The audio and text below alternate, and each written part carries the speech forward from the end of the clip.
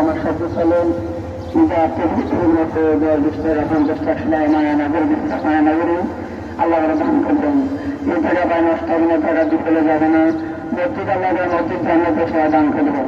মসজিদ প্রকারে মসজিদ যাবে সবাই ভালোবাসা দান করবেন। আল্লাহ আমাকে বিধি সারা যত্ন করবেন। সবাই আল্লাহ দান করেন। আসসালামু আলাইকুম।